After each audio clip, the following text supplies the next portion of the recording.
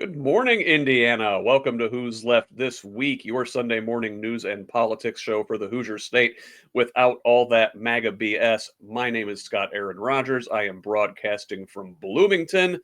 Hope you've all had a good weekend so far.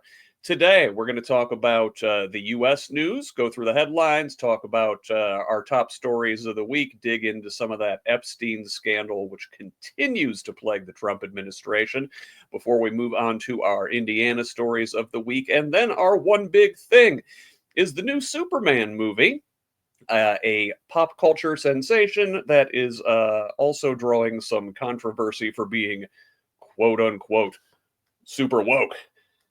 Let's welcome our panelists in here today. First, faster than a speeding bullet, it's Tracie Martin. Hi. Thank you More so powerful. much for having me back, Scott. I'm excited to be here. Tracie, always love having you. It's a good time whenever you're here. More powerful than a locomotive, it's Dee Owens. Dee, welcome. Oh, Dee, you're on mute. We got a fumble right away. Well, there she is. Technology, yeah. I don't do too bad with technology for an old lady. Hello, Scott, Tracie, good to see you. Morning, Dee. And finally, he can leap over tall buildings in a single bound. It's Abdul-Hakim Shabazz. Welcome, sir. Actually, I can leap over my ego in a single bound. That's a leap, my friend. Always good to be here. Good morning. Good morning, ladies. How you guys doing today? Hi. We're good. Thanks for being here, Abdul. Love to have you. And I called in Abdul special for this one because he's a big comic book guy. Show him your shirt. There it is. Man of Steel, right there. And also, I don't know if you guys can see it. I have the Superman tattoo here, but I realize black people getting tattoos is kind of like skywriting at night. So, good luck with that one. Good stuff. All right, let us dig into this week's headlines. First thing I wanted to highlight: CBS is canceling Stephen Colbert's Late Show Thursday. They announced they will cancel the show in May. This comes amidst the backdrop of a looming merger between Paramount, CBS's parent company, and Skydance Media. This comes only days after the comedian called out Paramount for its $16 million settlement with Trump in the 60 Minutes case from earlier this year.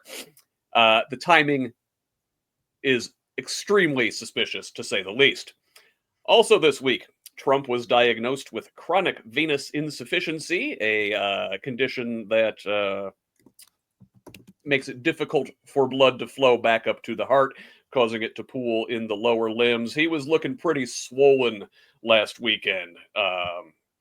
Additionally, there's some makeup on Trump's hands. They're saying it's from excessive handshaking. Sounds sus. I don't know what to trust out of that administration. Also, Trump is picking on Jerome Powell, the Fed chair. He says, I was surprised he was appointed, forgetting that he himself appointed Powell. He's using a over-budget renovation of the Fed building to pressure to pressure Powell, who he wants to lower interest rates. Also, Department of Defense signs a $200 million contract with Elon Musk's XAI 1 week after his Grok chatbot identified itself as Mecha Hitler. That's your taxpayer money right there. Also, Republicans are looking to pick up 5 extra seats in Texas by super gerrymandering their maps. Democrats in California and other states are potentially eyeballing counter gerrymandering to negate any pickups. Finally, in quick headlines, Venezuela has freed 10 Americans in exchange for more than 200 Venezuelans, whom the U.S. had sent to the El Salvador CCOT prison. Many of those folks were here on asylum cases and were deported anyway. Extremely disturbing stuff there. Anybody have any quick thoughts on our top headlines this week? Abdul, you're right below me. I'm going to start with you. Yeah, I have an issue with holding about the Fed chair, Jerome Powell, because the whole point of the Fed is to be an independent agency on its own. And I don't think what the president is saying is if you lower interest rates, you put more money in circulation, which in turn leads to more inflation, which is kind of what got Joe Biden sort of thrown out of office in the first place. So I don't understand who's doing the economic policy in the Trump administration these days, but I have no word. Let's put it this way. It's typical. Yes, noted economist Ron Vera. And if y'all don't get that reference, look that one up from a couple months ago. Tracie, did anything catch your eye in that rundown there? An unkind comment. I can't help it, dude. The fact that Trump has a disease that makes it difficult for blood to flow to his heart. I'm sorry. It's not kind to laugh at somebody else's misery, but straight Grinch shit. I think we all understand where the resonances are there. That's all I'm going to say. Yes, indeed. Dee, anything you wanted to say here? Yeah, I just want to say that, as Paul Harvey used to say, that the rest of the story behind the CBS Paramount deal is that it's going to be sold to something called Skydance. And Skydance is owned by a gigantic Trump donor.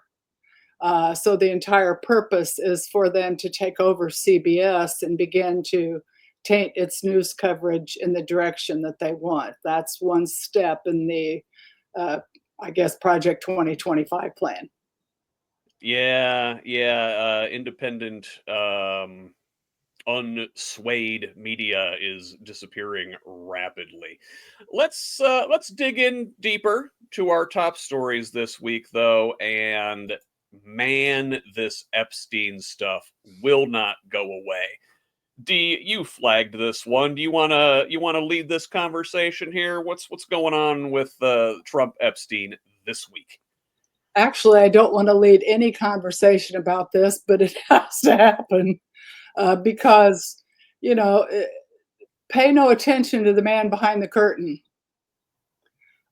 If it walks like a duck and quacks like a duck and looks like a duck, it's a duck. And this has been going on for a long, long time. Epstein and Trump may have had a falling out. Does that dismiss everything that happened with all the young ladies before? Great New York Times article just yesterday about how Trump had a party at Mar-a-Lago for, what did he call them? Teenage contestants. And the only guest was Epstein. On and on and on. And this was all known. This is mostly not new information, but his voters chose to sweep it under the rug as opposed to paying attention to what actually was going on. And now, if I hear one more time, he's a monster, but fill in the blank, I'm going to scream, and you may hear me all the way up in NWI, Tracie, because it's crazy. Senator Durbin said that they had over 1,000 FBI agents at Department of Justice looking through all the papers that don't exist. Looking through all the papers to see how many, and flagging and earmarking where Trump is mentioned. It's crazy. They're doing the cover. It's the whole thing. It's shit, Trump.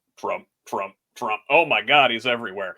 Right. There's pictures of these guys all over the place, right? I mean, like the 80s and 90s, those guys were tight. Epstein said he was Trump's best friend for like a decade. Did you all see the Wall Street Journal piece this week? And by the way, I argue, you've got something when Trump threatens to sue you. That is the first sign that the story has legs, and the story is probably true, because what Donald Trump does, he bullies people using the legal process and sort of weaponizing it. Like, hey, if you do this, I'm going to sue you. And people, they're scared, don't have the resources to fight back. Jean Carroll did have the resources to fight back, which is why she won. But that's what Trump is notorious for, bullying people through the legal process. And as soon as he said, we're going to sue the Wall Street Journal, that's when I knew the story's got to be true. Yeah, and even quicker cue, Abdul, is if you hear the word hoax. That means pay no attention to the man behind the curtain automatically. Fake news. Epstein, don't know the guy. Yep. What I'm curious about is how on God's green earth, with all of this open information about his relationship with Epstein, did he think that campaigning on access to these files would be a clever thing? Why? I mean, that's his base. This Epstein thing is essentially the QAnon conspiracy. I mean, look, there you've got a high level elite child trafficking ring run by this Epstein guy to hold compromise over powerful Americans. That, you know, I've heard rumors that Epstein was potentially working with a foreign intelligence service. That was particularly Mossad, and it's disturbing to think that, like, maybe some of that QAnon stuff, which we dismissed, it was all a mess, the whole Pizzagate thing. But, like, is Epstein the kernel of truth in that? Well, I would argue, remember, even a broken clock is right twice a day. So, for first and foremost. And number two, I think the problem with this one is you have sort of two sets of MAGA. I think the MAGA folks are sort of divided into two camps. You have we can't believe this guy is associated with a sexual predator, child sex trafficker, use the term of your choice. You know, the other MAGA people are like, no, this isn't true. Trump is our leader. Trump is our God. Trump is a sycophant. So I think from that perspective, it gets interesting, because now how do the MAGA people sort of deal with this whole issue of Trump and Epstein and, you know, sexual trafficking? Do you support the victims, or do you support Epstein? Yes, and they've been told for years, and this is why when you go and knock on a door and say, hi, I'm here, I'm a Democrat and I'm here, you almost get shot in some places, especially around where I live, because they've been taught that it's the Democrats that are the pedophiles and that are running the rings from Pizzagate on up and so forth. And they're having a total meltdown because of the cognitive dissonance. It doesn't fit that narrative. And so what are they to believe? I think maybe they don't even care if it's him, but it's what they have teethed on all this time, and QAnon came from. So yes. Yes, I'm watching that cognitive dissonance. I've been waiting for the last, basically 16 years here now, since he's been dorking around, for the cognitive dissonance to start to crumble and crack. And nothing seems to have shaken it but this. And something else to think about too is, we were having a conversation a couple weeks ago about sort of the psychology of the Trump supporter, because someone asked him, on the weight of so much evidence, so many issues, how can these people still support Donald Trump? It's like, easy. Trump has basically personalized politics. He's like, an attack on me is really an attack on you. You know, these elitists say that they don't want you, they don't want religion, they want blah, blah, blah. It's quote unquote, we're the real Americans. And if you think about it, one of the last times that somebody sort of used this ploy, I want to say 1968, 1972, a guy named Ehrlichman, Haldeman, Mitchell, a guy named Milhouse Nixon, who, by the way, loved Nixon prior to the Watergate stuff. He was my guy. But you got to understand what he did was, he sort of like, hey, they're not real. We're the real Americans, not them. And so that's how you personalize it and say, hey, an attack against me is really an attack against you and your values by those Eastern coastal elites. And by the way, the coastal elites don't make life easier, because they're sort of have this sort of condescending, attitude to anybody who lives, east of the Rocky Mountains and sort of west of Appalachia. It's like, that's just, you're just basically Louisiana Purchase. That's all you are. That's all you're good for. So that's just me thinking out loud. Yeah, there's definitely that straight line back to Reagan and Nixon and even McCarthy before that. The whole silent majority thing and real Americans. And it's always struck me as odd that somehow Trump was the guy who was going to stand up for Middle America when he was always one of these East Coast elites. It really, really well done, well played, Donald. I mean, there's a sucker born every minute, and there are a lot of them in this country. And Hey, because what better way to convince people to come to your side? Hey, I'm just like you. Like, Right. never mind my money. Never mind I was born in the well. Blah blah. Yeah. I'm really one of you. I just have the means and the resources to fight for you. But I'm deep down inside, I'm one of you. Even though I crap on a gold toilet. Yeah. Anybody It- believes that particular billionaire, especially, is on your side. To continue with the worn out cliches, I've got a bridge to sell you.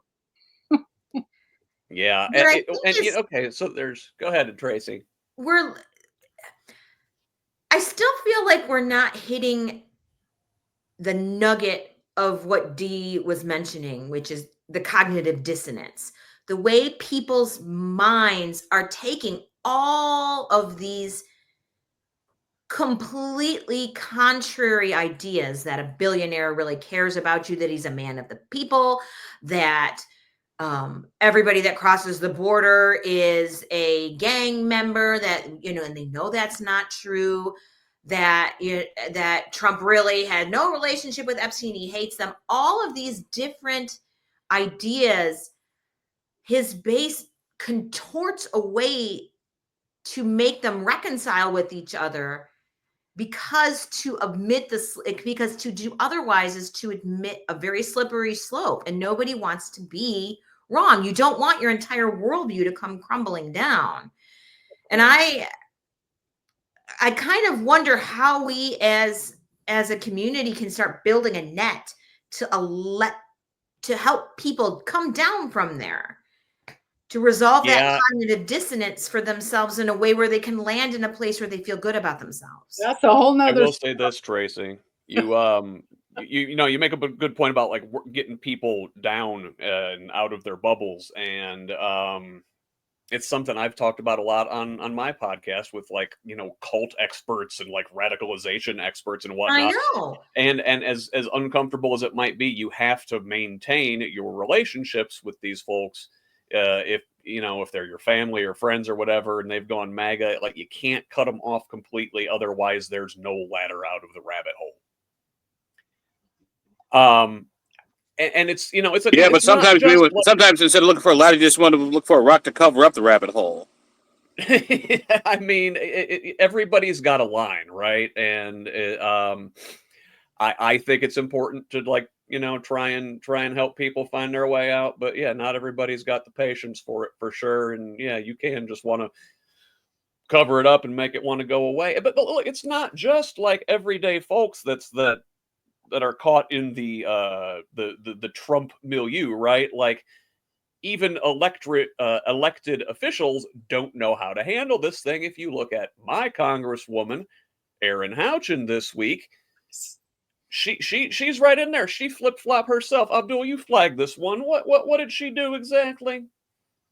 At first, she voted to not release have Congress do the procedure vote to go forward with releasing list of names, and then she must have realized, she must have some polling data like, oh crap, this isn't good.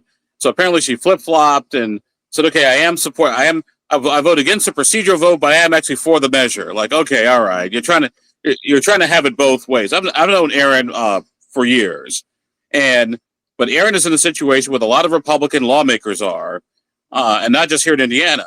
They know it's bogus, they know it's crap, but for fear of a primary challenge, by a Trump primary challenge, they got to go along with the program. But you can only do that for so long until eventually you get called on the carpet. And I would not be surprised if Democrats take the House back in 2026 and maybe close some of the gap in the legislature here in Indiana in 2026, because Republicans are basically doing everything they can to basically give the Democrats everything they want. They are really stumbling into this thing. I mean, this is a complete own goal by Houchin, but she's so gerrymandered into her seat down here. I don't know if we can threaten her. Dee, you're active in politics in this district. Is Houchin vulnerable? Sure. Yeah, if you have the right candidate who's able to message properly and talk to the right people and so forth, indeed you do. But I'd like to say a little bit politically about what's going on there. She actually voted 4 times no, procedurally, etc. And then what is going on is the House quickly passed the resolution, and the reason that they just did that, they just put that up to vote, is because they want to play both sides of the game. They passed it with a yes vote, but then they had a non-binding resolution that they all passed and said, "Oh no, we're for the release of everything," and so forth. And they did that so that they can come back out when it's election time next year and say, "Oh no, I voted for it. Here's the resolution." When in fact they voted against what actually means something. They only voted for the paper so that they have an election talking point. This reminds me exactly of Josh Hawley and the Medicaid cuts around the big beautiful bill. Like, every time he could have actually done something to prevent these cuts from going through, he voted along straight party lines, then comes back afterward and, hey, I didn't support these cuts. Well, I think you're just grandstanding when you actually had a chance to do something about it. You didn't do the thing. And Aaron, right here, you're grandstanding now. You didn't do the thing. Tracie, I mean, do those parallels seem valid to you? They seem absolutely valid to me. I mean, Josh Hawley is the ultimate grandstander. He didn't do shit. His favorite thing is to walk around with his fist raised in the air, wearing an overly tight suit. He is a social media politician, and he's playing the game with that. And I'm not familiar with, as I'm familiar with how as you guys are, but I mean, the ads write themselves. She voted yes, she voted no, she voted yes, she voted no. I mean, if I were a Democrat in your district, I'd be like looking around in my Rolodex to figure out who we can start pressuring to start running on this now, because she is absolutely making herself vulnerable. Yeah. By the way, speaking of running, I just had to go back to the whole January 6th. If you ever saw the Benny Hill meme of Josh Hawley running up and down the hallways to the Benny Hill yakety sack.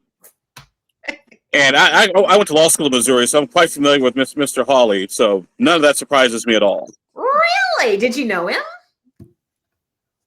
Fortunately, no, I did not. Oh, lucky you. I knew Clark Haskell, but not Mr. Hawley. So, Tracie, while I got you up there, you flagged this one. The administration requested Congress go back and claw back money that they had already appropriated from several foreign aid endeavors, as well as public broadcasting. Do you want to fill us in on that? Oh, yeah, absolutely. I want to fill you on this, because clawing it back is the absolute perfect metaphor, because it's got this whole going on. And before I get into it, I just want to let's set the table here about what exactly they clawed back to help and put the American people first. Funding for public broadcasting, 70% of which goes to local stations around the world. The NPR is not depending on this. PBS is not depending on this. It's your local affiliates that are depending on this. The local affiliates that stay open and are still on the air when all the power goes out and you've got hurricanes coming or floods, or you're in a blizzard and you need emergency access to things. It takes a special sort of someone to hurt Big Bird and Elmo. I mean, you just keep that in mind. And these aid programs that they're talking about, We're talking about programs that are designed to combat infectious diseases, promote maternal health, providing emergency shelter and sanitation for people who are forced to flee their own country. I mean, I guess that's no surprise that he wouldn't consider that to be important. Things that are boasting democratic institutions in developing countries, humanitarian assistance, peacekeeping efforts, and here's my favorite, cutting funding to UNICEF. I mean, who picks on food and programs for kids and moms? So these are the kinds of things that Trump is so desperate to have back money for these that have back in his hands, but we're not hearing anything about what they're choosing to do with these funds. Has he said anything about, where is this money going? How is this helping Americans? I didn't see anything, but I did see that a recent Harris poll found that most people aren't super happy for this. Most of them are very behind, in particular public radio. 66% of Americans support federal funding for public radio. The same percentage colleges share, calling it a good value. 58% of these are Republicans, So the question is, what demographic is he? Who's clamoring for this? Who's asking for this? And why is Congress rolling over on it? I don't know. There's so much there, Tracie, and I kind of don't even know where to begin. It's like, right? Actually, let me make a comment about the public broadcasting part, because I find myself in an interesting position, actually being a broadcaster, one of my other million jobs, and had friends in Illinois and in Indiana who work for either the Illinois Public Broadcasting Association or the Indiana Public Broadcasting Association, and I've always kind of gone back and forth on this. Like, if I got to go hustle and sell advertising, I don't get a government subsidy, then why should my friends, who I love dearly, get the same thing? Now, with that said, if I were public broadcasting, you'd think it had a backup game plan. It's like, hey, what happens if they do cut our funding? Where do we go? Where do we sort of flip that switch to make this kind of happen? Now, my friends here in Indiana, they won't be out of business until the end of the year, so they got till December to make do, but at the same time, I think public broadcasting failed to have a backup plan. Like, what happens, if even though it may be remote, what do we do if we lose our federal funding? Now, I'll also argue this is, okay, if we're going to cut their federal funding, then they should be allowed to keep their not-for-profit status, but still sell advertising commercials the way everybody else does. Because if you look at it, they don't do commercials; they do quote unquote underwriting, which basically means we say, this presentation of Masterpiece Theater, Gilbert and Sullivan, the McConnell, is brought to you by a generous grant from the Ford Foundation. And then they'll show the Ford car, but they can't say the Ford car is the best car. I would say change the rules for them so they can do the exact same thing and keep their not-for-profit status. To me, that's the answer for public broadcast. But that's just me thinking out loud. Yeah, I'm going to totally push back on a whole bunch of that right now.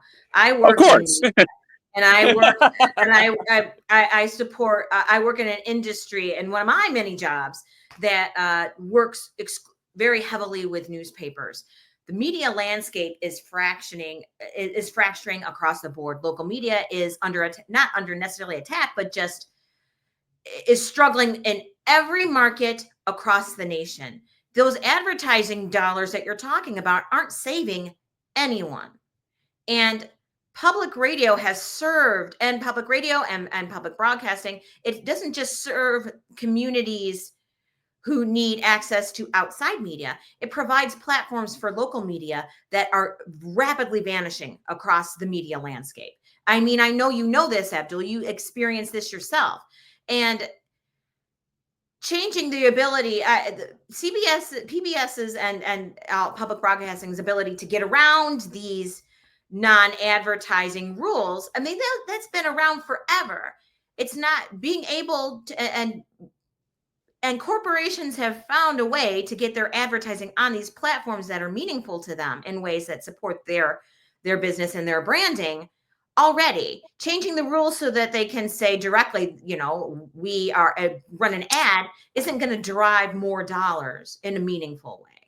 I don't see how that is a model that supports anything. But I do think that this tiny fraction of money that comes out of the budget to let a local station stay on air when a hurricane is coming through, I think that's an investment in infrastructure. I don't think we should be thinking of it as fair play for reporters. I think we should be investing in it like we do with the public long distance internet, stable roads, stable power. It should be a grid thing, like a utility. Yeah. Accurate information is infrastructure in a way. I like the way you framed that. But I mean, Abdul has a point. Like PBS and NPR have been a boogeyman for the right for the longest time. They've always talked about doing this. And as disgusting as it is, there should be a backup plan. I'd like to think they have one. And by the way, just so we all know, I get very regularly and very frequently to WFIU in Bloomington. I love those guys. Listen to them every morning because I can't stand to listen to terrestrial radio here in Indianapolis for the most part. It's all the same stuff, even though I'm in traditional corporate radio. But no, I'm a big believer in public broadcasting, and I put my money where my mouth is and give to them every time they pledge. I'm usually the first person to pledge during the pledge week, so FYI. Or FIU and FYI. That doesn't surprise me in the slightest. What concerns me is and I get it, it's really easy for conservatives to be like, oh, woke Big Bird and it's a boogeyman. But what they're not thinking about the fact is now that Indiana public broadcasting is no longer going to be doing reporting. Yeah, news reporting. They're not going to be doing news coverage. Yeah. And for example, up here in NWI, we have a news desert. We aren't Indy. We get a lot of our stuff from Chicago, and Chicago doesn't give shit about us. We're not interesting in their market. So we don't really we depend on like our local PBS and affiliate is struggling hardcore, and all of our, I mean, that's why I started my podcast, because so many of our local PBS and public radio stations and our local coverage is dying out. So who's going to cover our news that matters? You see, but I also think I'm sorry. Go ahead, Dee. I'll follow back to make your comments over that. Politically, Scott is absolutely right. They've been gunning for this for a long time, and there's a reason for that. We know that Sinclair owns many of the local stations, and they tilt the news to the direction that they want to tilt it, as opposed to reporting it straight on. And the Corporation for Public Broadcasting, et cetera, is antithetical to that. They report the news pretty straight out, even though they're accused of having a bias. Their news, I don't hear the bias. And if they do have it, it's Brooks and Shields or Brooks and Capehart or something. They name it and say, this is this viewpoint and this is that viewpoint. As journalists here at the Ernie Pyle School are taught to do. And so with Sinclair taking over all the local stations that are not NPR, and so that's all the rural folks here. And we wonder why they think what they think, because their news is indeed biased. This is a long-standing, not conspiracy theory, this is a long-standing piece of their plan, and that is to take down all the local stations that are this way and then put the news in the way they want to hear it. That's all I'll say. Yeah, but see, but my thing is this too. And this kind of goes to like this whole thing about public broadcasting. To a certain degree, I use my own situation. When I lost my full-time job back in 2011 due to budget cuts, WXNT Radio, I went and started my own news service, Indie Politics. We've been going pretty strong for like almost 15, 16 years now, and are one of the most influential news political websites, in the state of Indiana. It was basically me and my laptop and my brother is what it was. They're like the Wright brothers. One day I'll show you guys the original Indie Politics screen. It's like the Wright brothers, building an airplane, in their bicycle shops. Like, oh my God, I can't believe that thing ever got off the ground. But I say, as a reminder that you're always sort of reinventing yourself and staying relevant, which is why I enjoy doing shows like this, because it helps me reach a broader, wider wider audience. Now, we have a moderate conservative editorial bent, but our news is pretty much straightforward, straight down the middle. And also, based on my news reputation, I can call the governor's office. I can call almost any state official except for Todd Rokita and, get the full scoop. For Todd Rokita, I just call the staff because they can't stand him either. Yeah, it's and I just want to second Abdul here. Yeah, I love indie politics. You do a great job there, and I use it every week when I am putting together my Indiana stories, for sure. And by the way, yeah, also thank ChatGTP and AI. They're like the best legal aid assistant clerks in the entire universe, but they're also tools. So just a reminder. Yeah. You don't want them to think for you. You want them to, help you do the grunt work. Oh, okay. We gotta move away from ChatGPT. I'm a novelist. I have very, very deep feelings about AI. I understand that. And you know what? We'll dig into the whole AI. We'll spend a whole half hour doing that sometime on our one big thing. And by the way, I say Yeah, also say AI stands for Abdul Intelligence, just so we know. So there we go. Well, I don't know if I'd want to put my name on some of these AIs out here. You wind up endorsing Mecha Hitler that way. Oh my God. The last thing I did want to highlight here on the national story is something that sort of slipped under the radar this week, though, and it's called the Genius Act.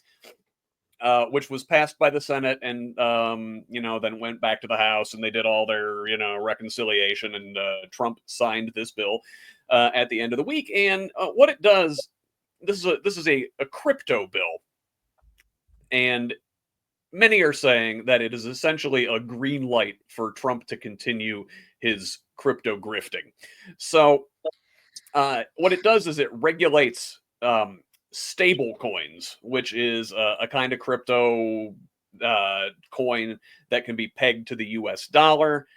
It is not like the more volatile meme coin like Trump issued in January. Stick a pin in that. So this stablecoin legislation that they passed through contains language that prohibits any member of Congress or senior executive branch official from issuing a stablecoin product during their time in public service, but it specifically exempts the president, allowing him to continue to make money from his World Liberty Financial crypto firm. Most disappointingly, I think 18 Democrats in the Senate helped pass this thing. The crypto industry has got its claws in both parties. The meme coin that Trump issued in January allowed him to rake in at least $148 million from anonymous and foreign buyers. This is a potential money laundering black hole. Trump wasn't always a crypto fan. He said in 2021 that it seems like a scam. I happen to think he was right then, but then he discovered what a gold mine this is for Dummies? nefarious purposes. Am I reading that wrong? Well, even worse is they are using our Federal Reserve money, our money to back this up. So when those fake dollars fail, then our tax dollars go to pick it up and pay for it, and that's big B, big S. You'd think here's my thought on cryptocurrency. It reminds me of Federation credits from Star Trek. That's what it reminds me of. Oh my God. That's what it reminds me of, Federation credits. Like, okay, so what exactly is this? I mean, I understand. And I understand that, money is whatever we determine it to be. I mean, I have my cigar ash over here. We determine my old cigars or now $100 bill. We can do that. However, bulbs, yeah. However, money I can't see, can't get my hands around, can't get my arm around, that somebody else can control with a computer. No, not so much. I especially wonder why a lot of conservatives and libertarians have rallied around this thing. Like, on one hand, it's decentralized and it is not beholden to any government or democratic processes. On the other hand, like, crypto is traceable. I mean, they issue this thing, they call it, a dollar or a Bitcoin or whatever.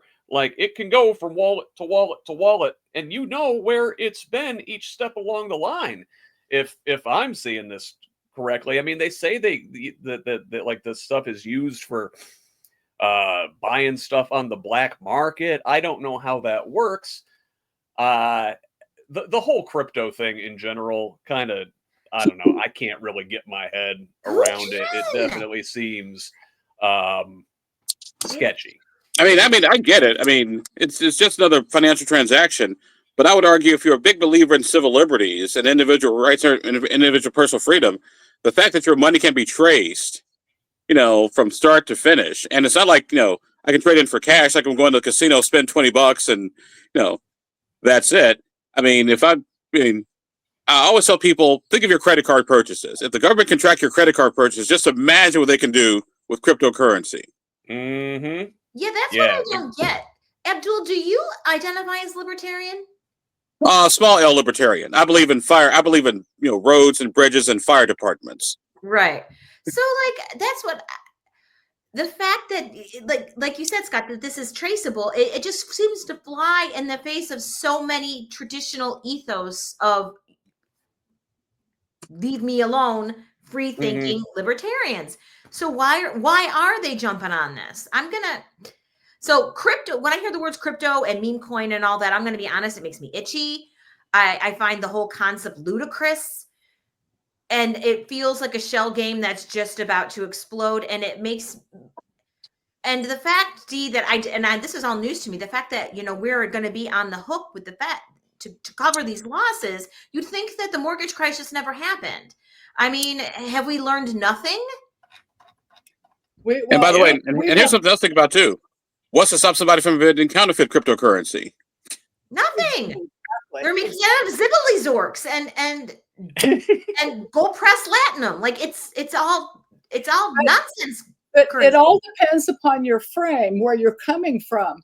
From people that are thinking sentient beings like us, who have our own money at stake in this instance, of course we would say, how could anybody do that?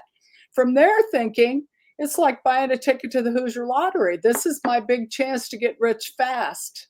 And I'm going to take it. I'm going to sell it. I'm going to run. I don't care who tracks it. As long as I got 148 mil in my pocket, what the hell? Who cares? Really. And then also, depending upon, you can track it, but what if you said shell game, it reminded me of shell corporations. What if it's set up to go through shell or false places? Track this. Go right ahead.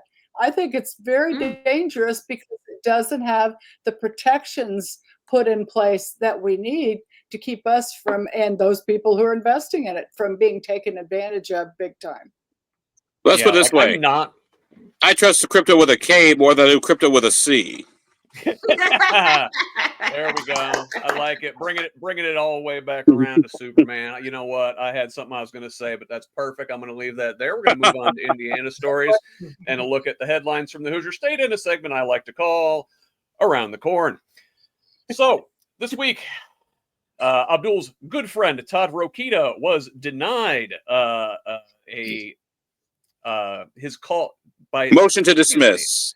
Let me try this. Yes, the Indiana Supreme Court denied his motion to dismiss a second disciplinary action against him, resulting from public comments he made about Indianapolis abortion provider Dr. Caitlin Bernard a few years ago. Also in Indiana law, some far-right activists are suing the state Republican Party, claiming that the party leaders undermined the rights of delegates by making convention changes beyond their authority in both 22 and 24. Whatever they did, it didn't seem to work because the activist base got their guy, Micah Beckwith, on the ticket last year. Beckwith is co-signing onto this lawsuit, though. he is behind his activist base. He's actually just to correct you, Scott. Yeah. The gentleman who filed the lawsuit, his name is Joseph Bortka, Yep. who's a whole. Okay, the guy's got some issues. Let's put it this way. Sieg Heil. Sorry about that. Did I say that out loud? But Micah Beckwith is not a party to the litigation. However, he did sign off on a letter to help raise money for the litigation. So yeah, he supports it, though he's not a party to it. Yeah, even though he supports it, even though he's not a party, and he actually benefited from the rules that the lawsuit has been filed to throw out.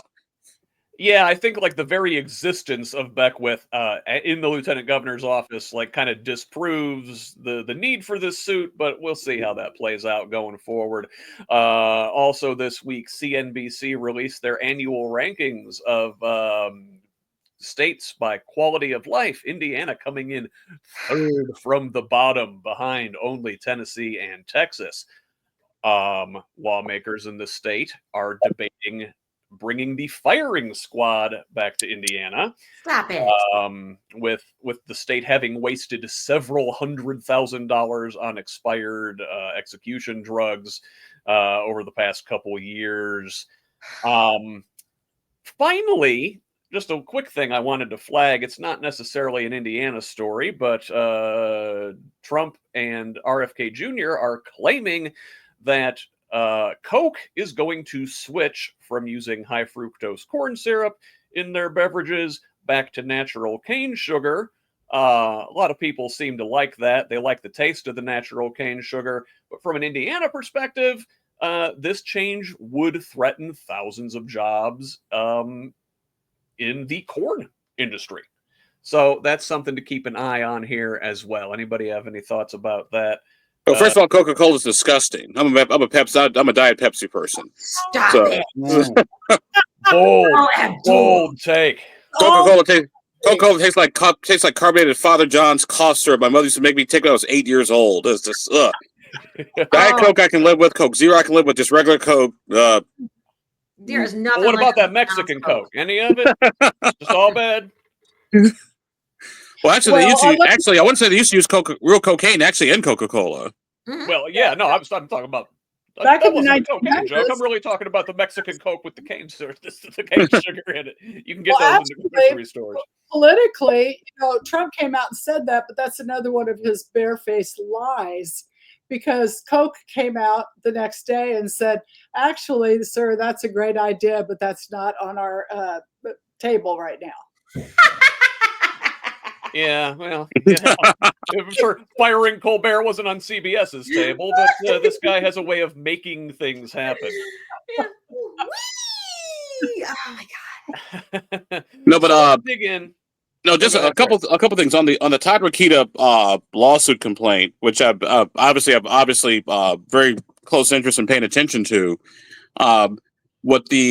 He filed his motion to dismiss, and if you read it, was like the ramblings of a lunatic. It's like reading a Lord of the Rings novel out of order, and and each part of the Lord of the Rings is in a different part of the book. So it was ridiculous. However, what I thought was a bigger issue was the fact that his motion to dismiss was denied, and it was denied unanimously by all 5 Supreme Court justices. Number one, and number two, I thought the other interesting bit of that story was how they're going to do the hearings, because normally just be one disciplinary hearing officer, and that would be it.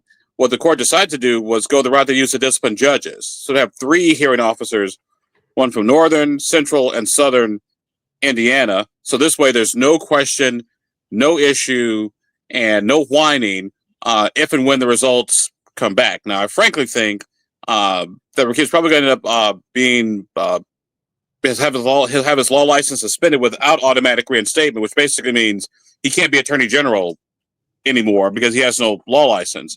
But that's just wishful thinking on my part. But I do think the court is going through extremely close, painful steps to make sure that that the Toddmeister gets his due process, which I'm a firm believer, even though I think he's an asshole, even assholes are entitled to due process, and then take them out and hang them. Yeah. It's not a partisan thing, right? I mean, Rokita is being held to account by a very Republican Indiana Supreme Court. You know, they are not carrying water for him. Well, you Can I know, So ask that's you good to a see. question? Abdul, okay, so I hate Todd Rokita too. Like everybody I know hates Todd Rokita, but you hate him in a very unique way. And I'm curious of like you hate him more than anybody I've heard. What's going Yes. on with that? This goes back to when he ran for the U.S. Senate. And the day that I think it was Susan Brooks was actually filing her petitions in the Secretary of State's office. He had a Barack Obama character walk around the State House in blackface, and I was like, dude, this is not cool. And from then on, that's when our relationship went south.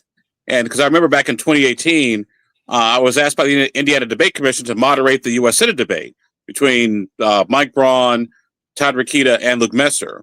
And the big problem came with because Rokita said he wasn't going to participate in the debate because basically I was the moderator. He said he didn't want liberal journalists and biased media and blah, and liberal law professors and all this other crap. And so I remember calling the debate commission like, hey guys, this debate is important for Hoosiers. If you guys want me to step aside, I'll do it so the debate can go forward. They were like, no, we're not going to cave to this bastard. They didn't say bastard, but I did. We're not going to cave to this Mo-foe.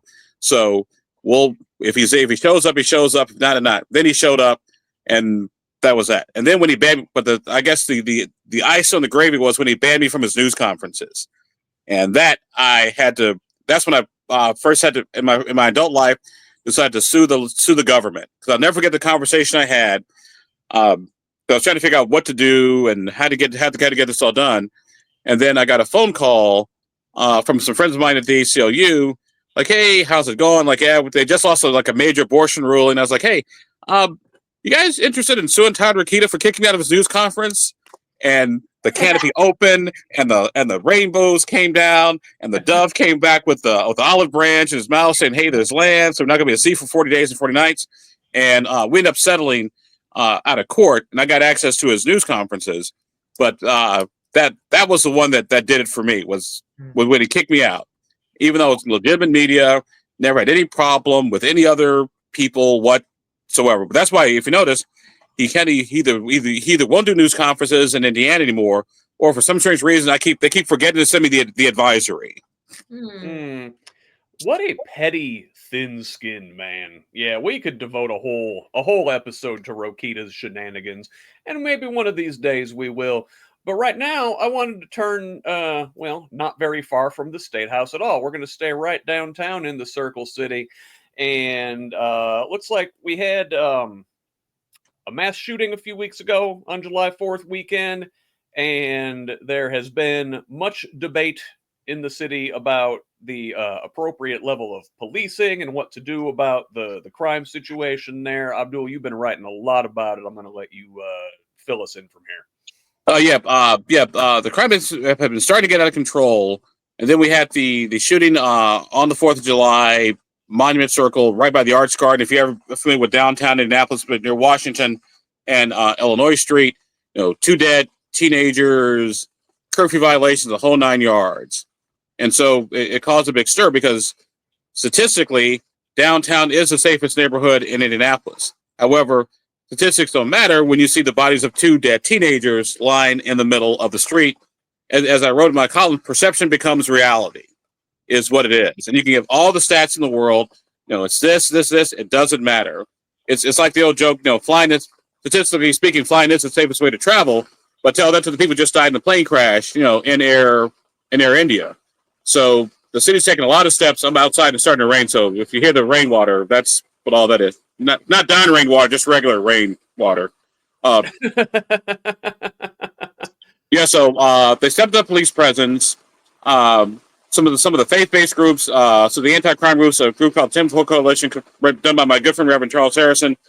They were downtown last night, and actually last night everything was fine. And a lot of the police stepped up the curfew enforcement. So parents were holding you and your kids accountable, and they got their act together. But the thing is, what are they going to do for the long term? Because it's easy to deploy your forces one night. And I would say the good news is school starts in a couple of weeks. And so school being back in session will mitigate some of these, late night kids running around.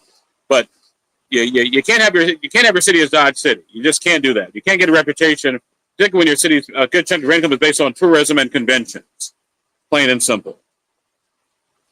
Okay, I got a question for you. So, like, now you said like downtown statistically is the safest neighborhood in the city, and as I recall, violent crime in Indianapolis is like down this year, homicides especially.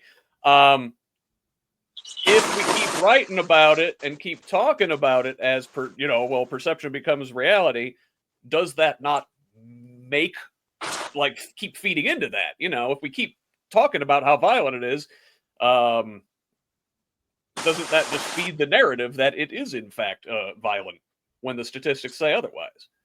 I think if you just report the murders without any sort of context, I think that's more the bigger concern, because we have a moral obligation, like, hey, to report this stuff, because if people don't want to come downtown because business will suffer, got homeless issues, potholes, the whole 9 yards.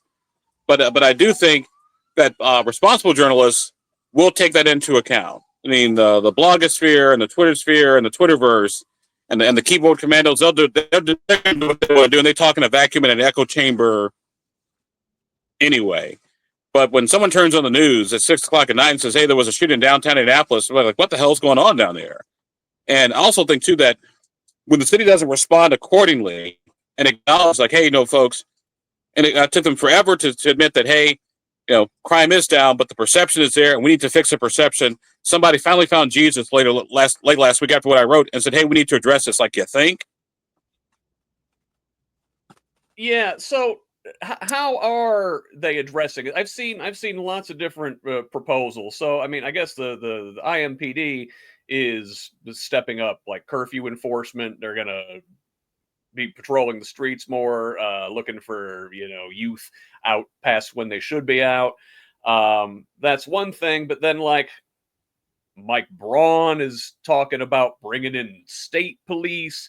There's a state senator, Michael Young, out of Indianapolis, is talking about the state taking over downtown Indianapolis, taking it out of the city's jurisdiction. Let me tell you this right now. That ain't going to happen. I can tell you this. I've known Mike Young for years. Mike talks a big game, and that ain't going to happen. Because number one, as I had some conversations with my friends in the governor's office, like, do you guys really want to do this? Do you really want to be responsible for safety in downtown Indianapolis? And by the way, what do you consider downtown?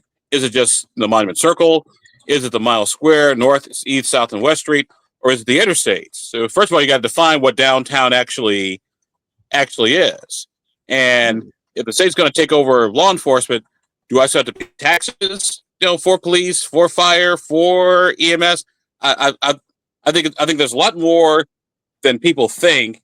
And instead of sort of doing these quick sound bites, that, hey, we're here to work with the city of Indianapolis, do what we can to keep it safe and secure, because the state does depend on Indianapolis for a lot of its revenue. That's why I remind my rural lawmaker friends, like, why should I care about Indianapolis? Because without Indianapolis, this place is called Wyoming. Without the natural scenery, thank you very much. Yeah.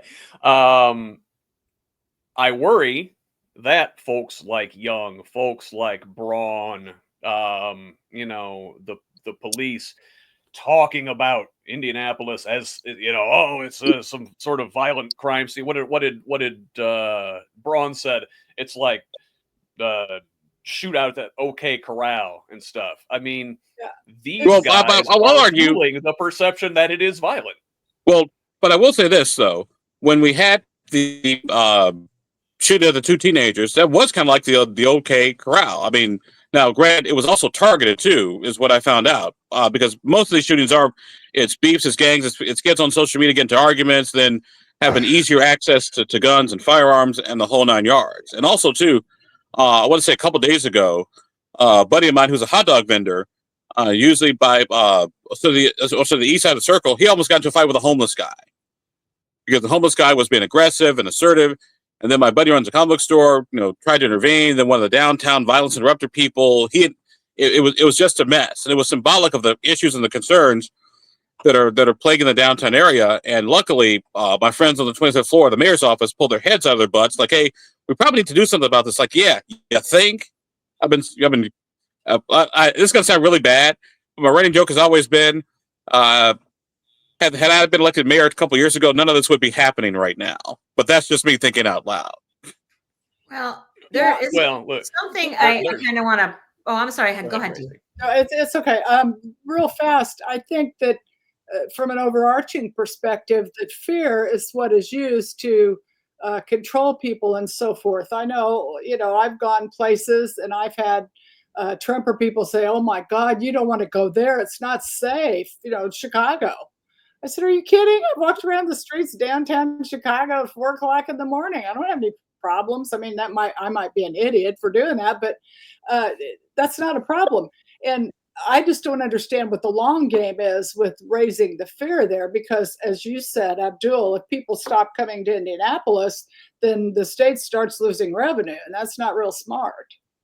It plays into the traditional narrative of liberal cities versus rural communities, and it serves their purposes. They just don't have long games. I think that's part of the problem when we try to ascribe motivation or rational thinking to MAGA-fied Republic elected officials.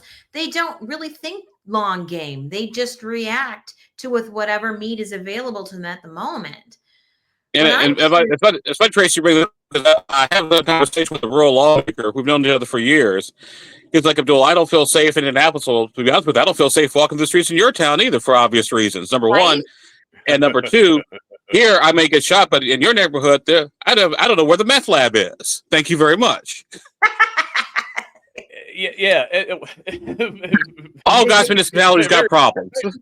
But I think we always want to treat these things with more police, more incarceration, and take care of stuff after incidents happen, and we don't want to invest upstream in social services and poverty relief and gun control. Thank you.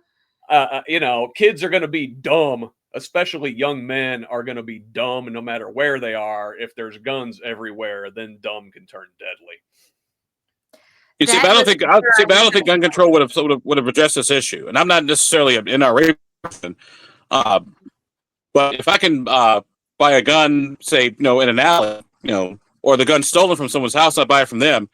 Gun control isn't really going to make that much of a difference. I mean, I do believe though that if you taking a comprehensive approach to crime, it's weed and seed. If I see you on the corner bleeding, I'm gonna ask you, "So what did you have for breakfast this morning?" I need to stop the bleeding first, and then get you on the right regimen, right program to take care of your health. But to automatically eliminate all guns, it's not gonna do anything. People just start killing each other with sticks and knives. Unfortunately, guns are part of our culture. They've been part of our culture from day one. They're going to be part of our culture until the very end. They are a part of our culture, but what you're saying defies a certain sort of logic. If there are less weapons available, they won't be there to be used.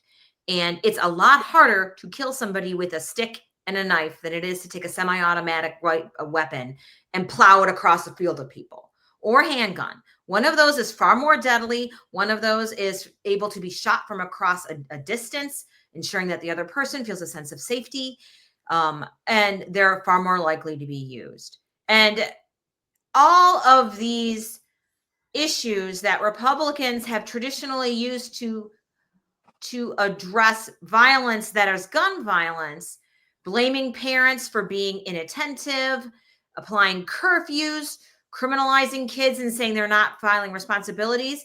These are remedies that have been in the water for 20 plus years and have done nothing to address gun violence. So I think maybe making it so that there are less guns available for people to use might be a sensible solution to try. Well, but see, but I'll push back on the curfew thing though, because curfew actually did work. It worked last night.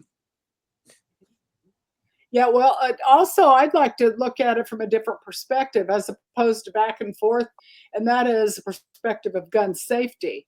I think if we look through that lens, we would maybe see certain things differently. For example, Senator Birch Bayh of Indiana passed in the late 60s. He got a law passed. It was about the so-called Saturday night specials. And those were handguns that more often than not blew up in the face of the user, but they were easy to get. So, now we can print plastic guns from a 3D printer. Things have changed a little bit, but it's still an issue, I think, of gun safety. And looking at it that way, I think would help this argument. But I know we could do a whole show on that, right, Scott? And Tracie, I'll agree with you from the sense that I'm a firm believer that if you got a gun, you should be registered. Period. I have no problems with that whatsoever. It doesn't infringe on your right to own a firearm. It's just letting us know who owned this weapon, where is it registered, and that way if the gun's stolen, it protects you, the individual. So the cops and law enforcement will come back to you saying, hey, what the heck is going on? And also believe if you're going to own a gun in the home, you should have to have it live, but you should have insurance on that weapon as well. I think there are things we can do to protect responsible gun ownership and also go after the bad guys, with weapons without confiscating guns. So, and by the way, my wife is a sharpshooter. I agree with you there, Abdul. And I found out she was a sharpshooter after we got married, by the way. So that must have been a fun surprise. We're going to have to do like a both and technique. I mean, we're going to have to there's going to have to be enforcement now, but we also need to take care of those things upstream so we can reduce the need for enforcement later and sort of shift the spending back upstream. I did want to move on to our next story. Dee, we've been talking about this here a little bit, but several weeks back, it might have even been a couple months at this point, the state gave the Braun administration permission to explore tolling any interstate in the state.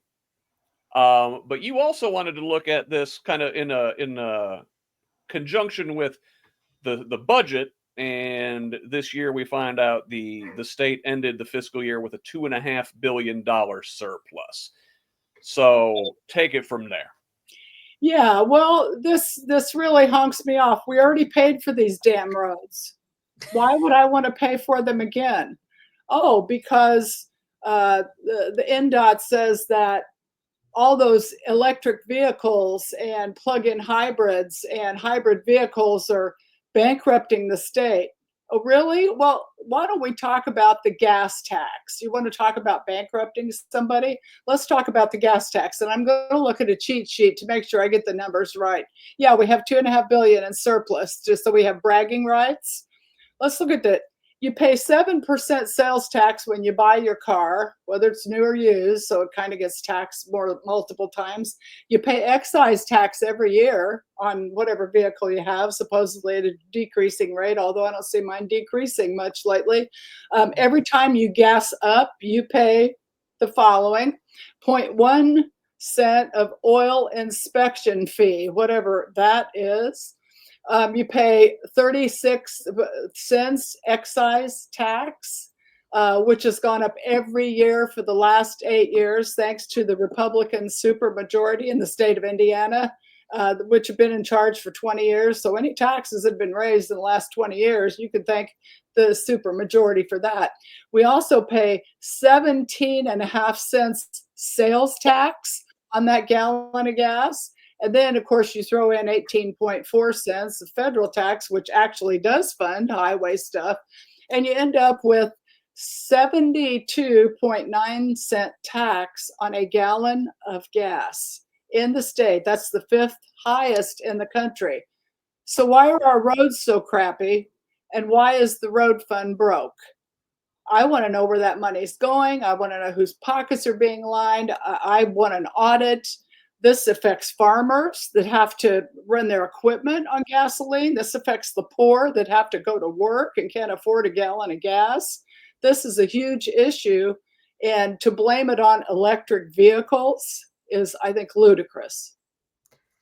I mean, electric vehicles are having probably, some effect in that, like, and just like vehicles are more efficient. So, people are generally buying less gas, but still, like you said, we have the highest gas taxes in the area by a lot.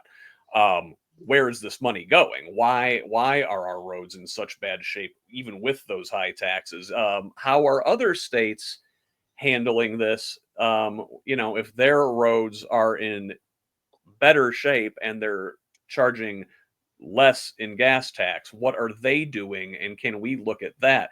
But Dee, I did. But also got to remember too that something. other states aren't the Go ahead. crossroads of America either. Yeah, I want to hop on this for a quick second because in NWI, I actually just interviewed State Senator Rodney Poole about the tollway bill and the budget. And up here, we get the 8094 corridor is one of the most trafficked by commerce in the nation because Chicago is a rail hub.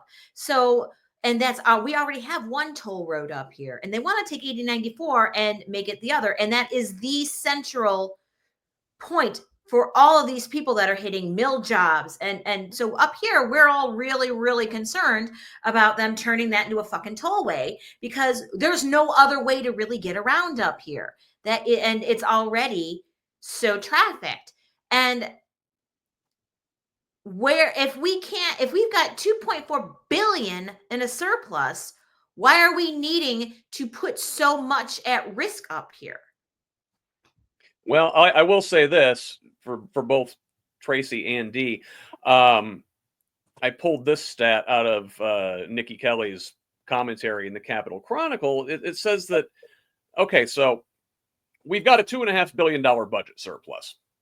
Well, one analysis said local governments would require an additional $2.4 billion annually to eliminate poorly rated local roads and bridges across the state over the next 10 years. So you could spend down the entire budget surplus.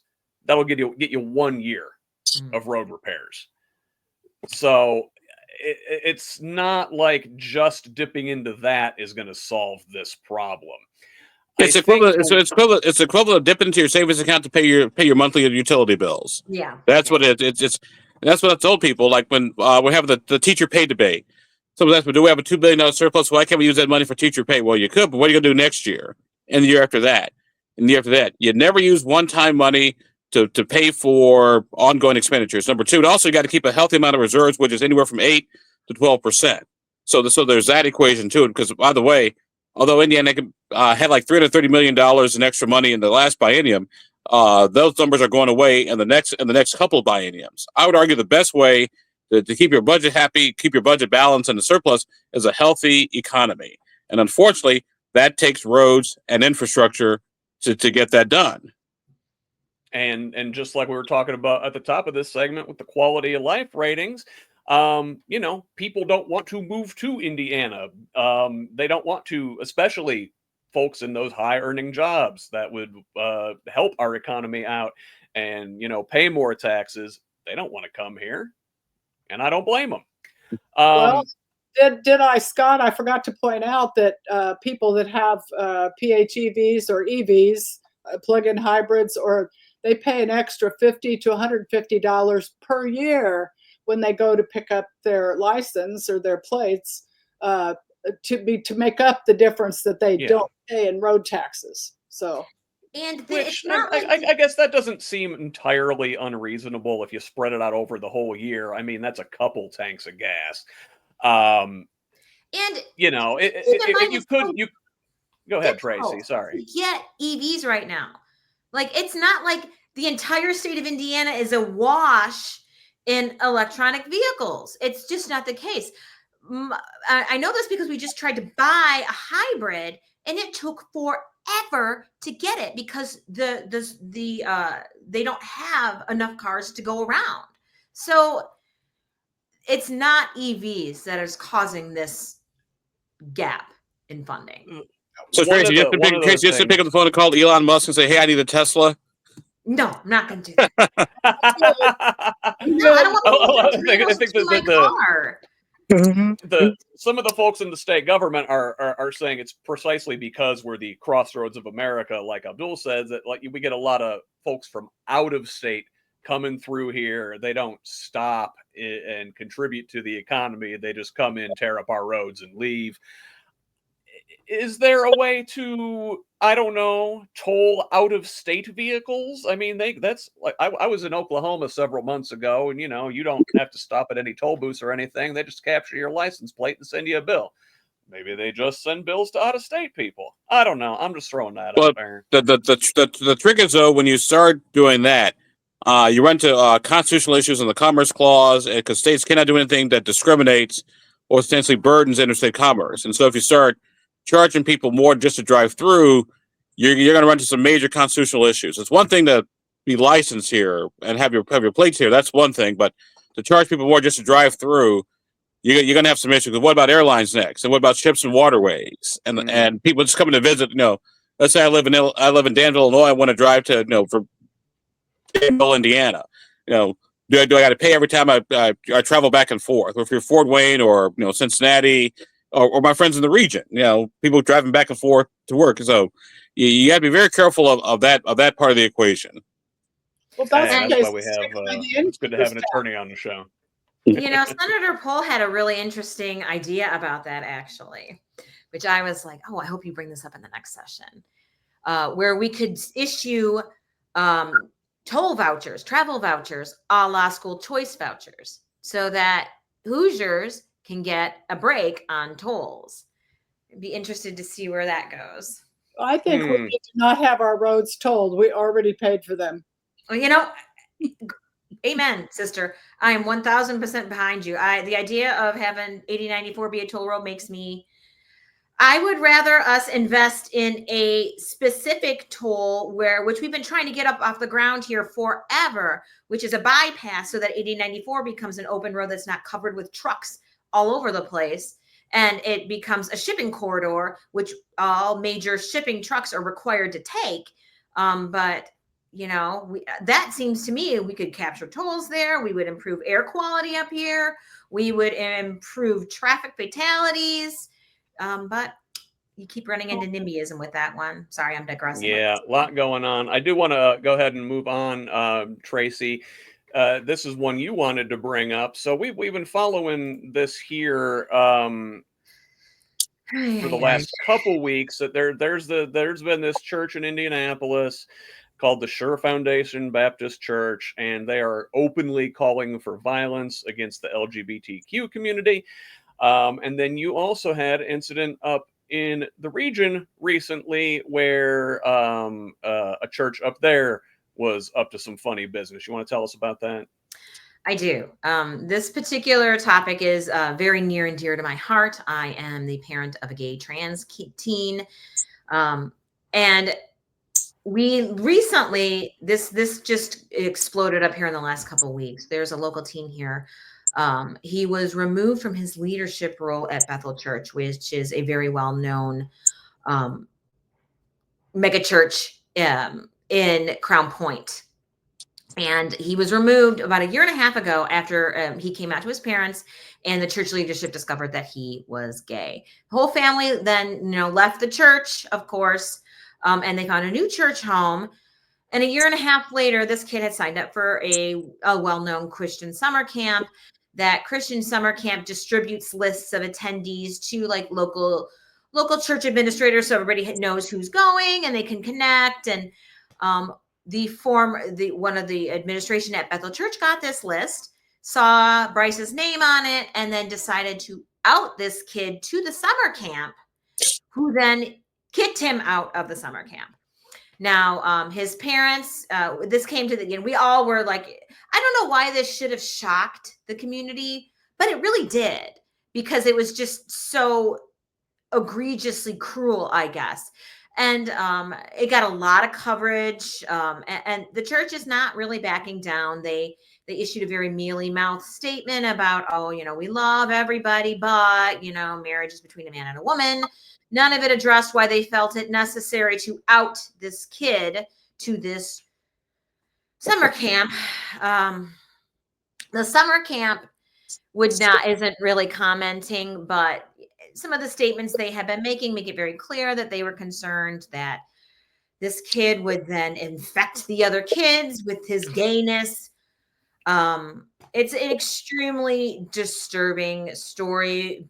not only because of the fact that it's just performatively cruel, but they violated so much trust and privacy issues for this kid.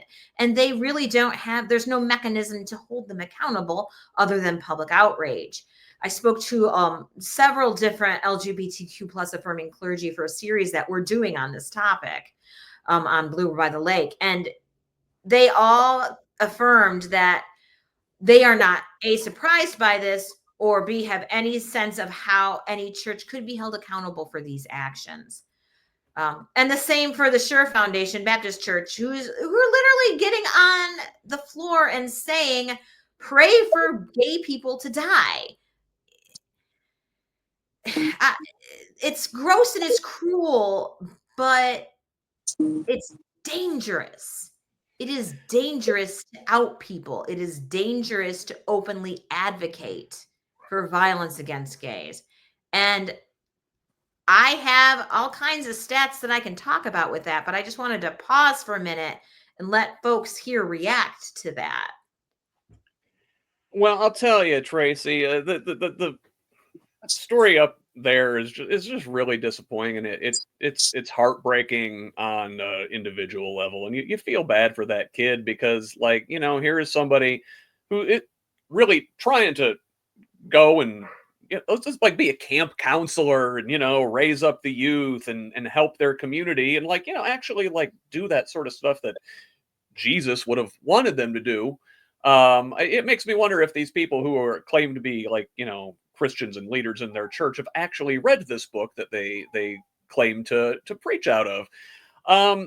But the one down here in Indianapolis, friend of the show, Cliff Marsiglio, an activist up there in the city, kind of called out these big protests that have been gathering outside of this church.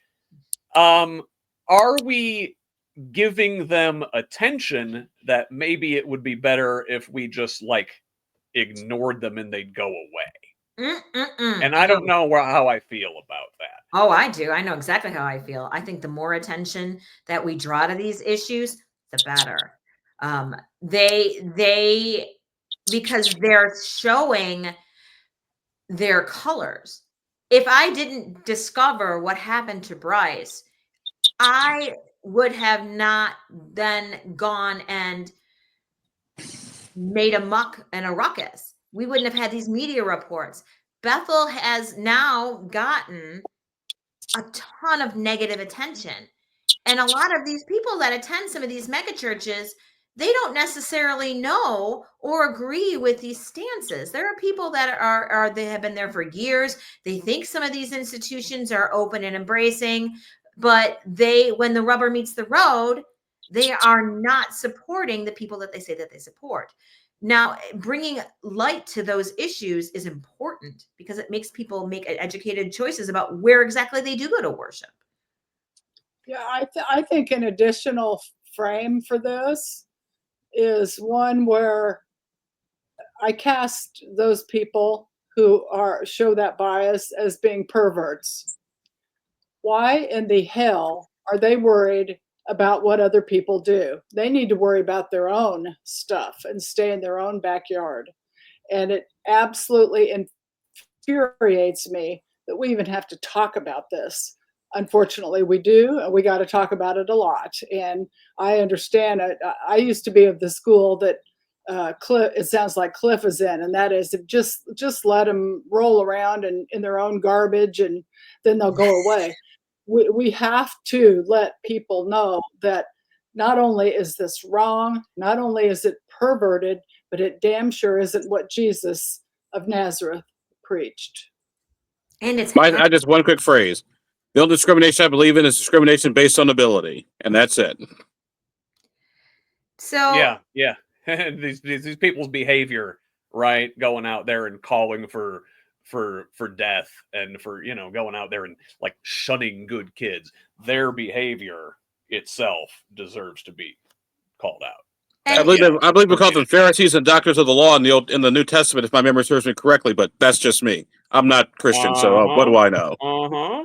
But there are very real life consequences for allowing attitudes like this to go unchallenged.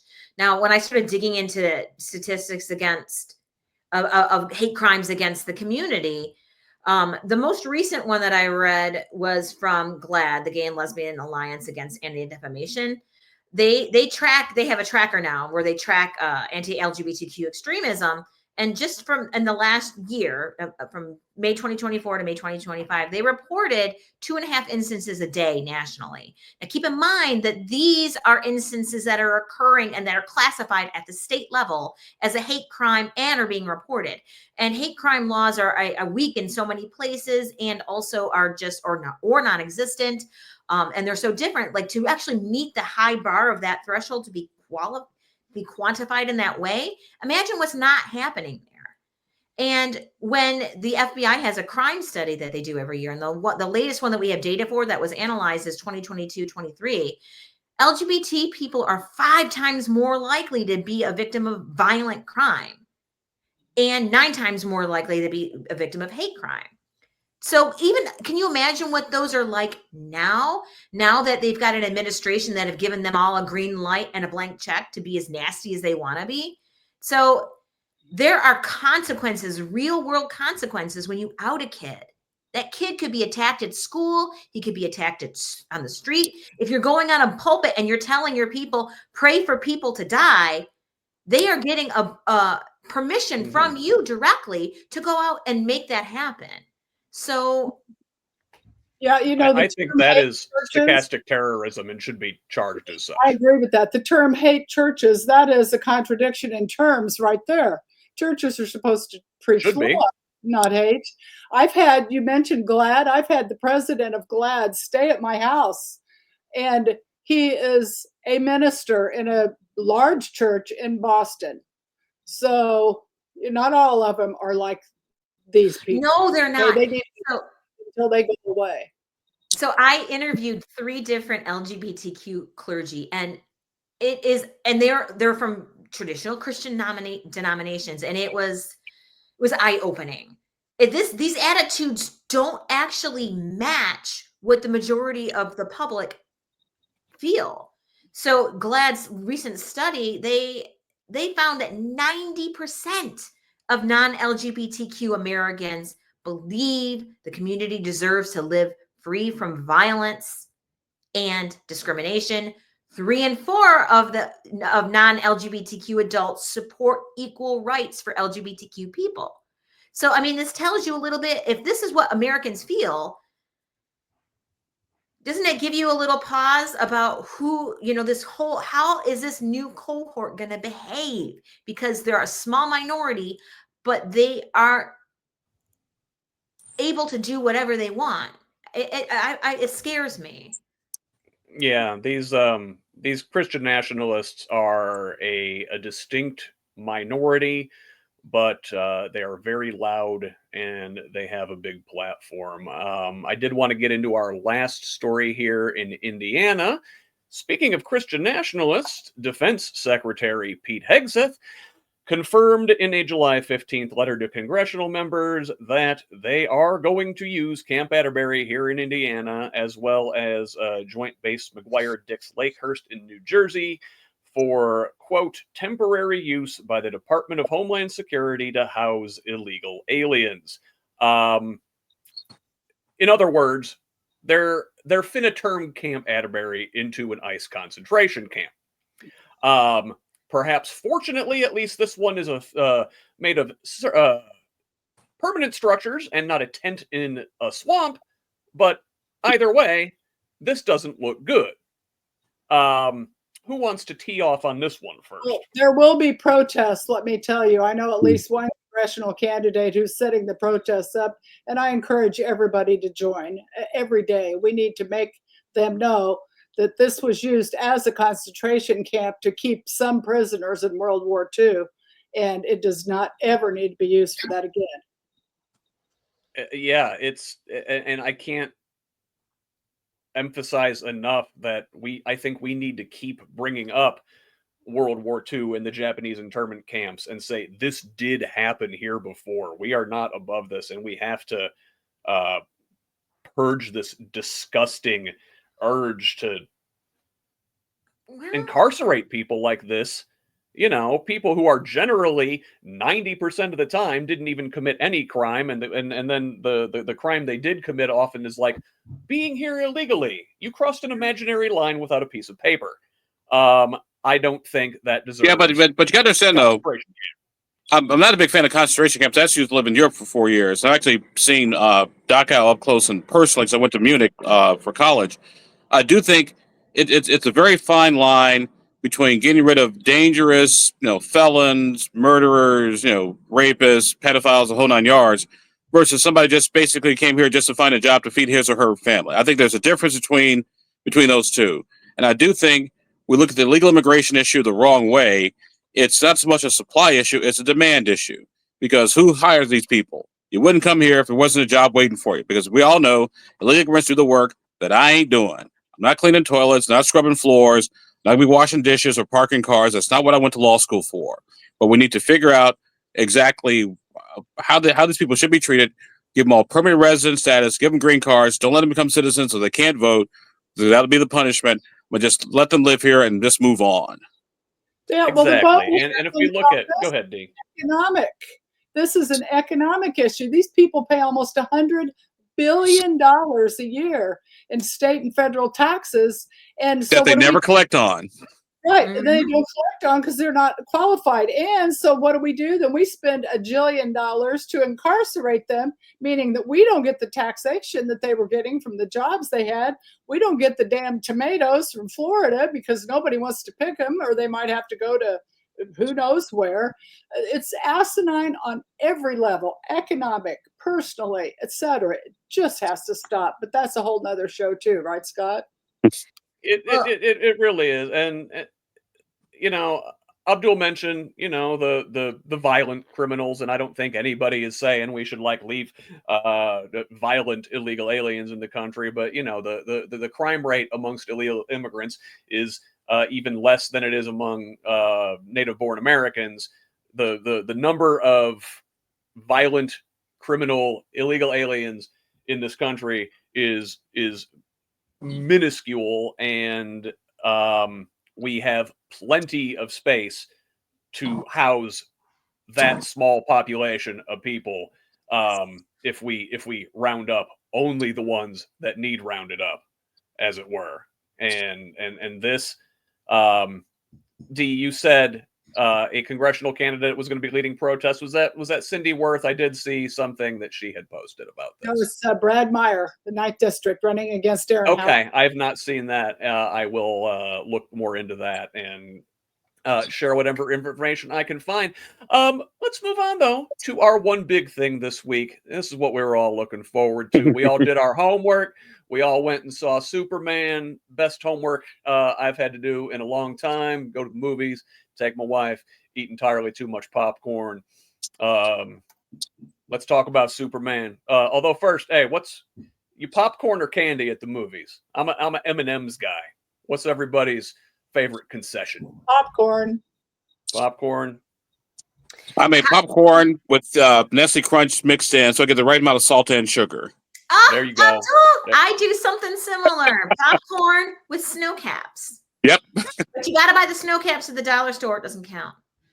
Oh, yeah. And by the way, you also got to put the butter halfway between the popcorn and the salt half in the middle, then on top of it as well to get it to work really, really well. Yeah. So. All about technique. That's right. And if you put them on at just the right time, the chocolate melts. Yep. Yes. Yeah. And I wonder why I have high blood pressure. So there we go. Your life is short. Eat the popcorn and enjoy it. Let me tell you about an important conversation that people come I've for. seen Superman for a long time, but I like some of the outcomes of it. That I read that adoption searches, Pet adoption, such are up like 513% for schnauzers. By the way, I just saw that in Indiana. You might want because of crypto, right? I love that dog. And Crypto with a K, yeah. What I took from it is that he said, be kind because it's cool to be kind, right? You ever heard that before?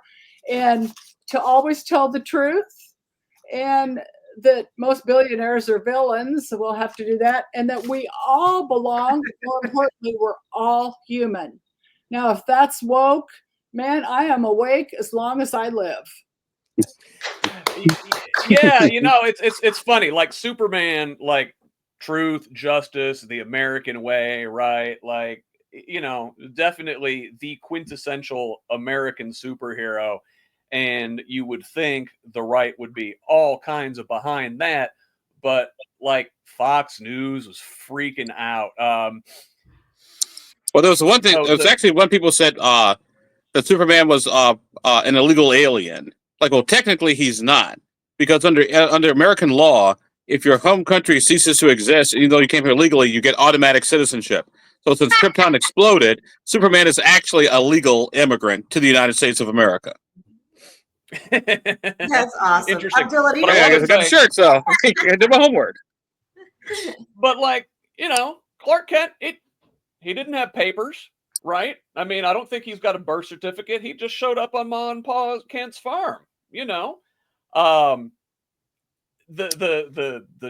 triggering event, I think, for a lot of the Fox News types was James Gunn, the writer and director of the new movie, told the Sunday Times in a big profile interview that the story that Superman is the story of America, stating it is about an immigrant that came from other places and how basic human kindness is a value and is something we have lost. And I mean, I don't think those should be controversial statements, right? But Kelly, but here's the thing: there's always got to be an outrage class. Somebody's got to be upset about something. And like I said, my wife and I've been Superman fans since I was like 8 years old. Christopher Reeve, George Reeves, Brandon Roth, Henry Cavill, the whole 9 yards. Even though Christopher Reeve will always be my Superman. Yeah. With the exception of Superman 3 and Richard Pryor, that was horrible. Oh, that computer and Robert Vaughn, that was god awful movie. Superman Christopher Reeve was my first crush as a kid. And actually, it was my sister's first crush, or my little brother's first crush. I couldn't remember which one.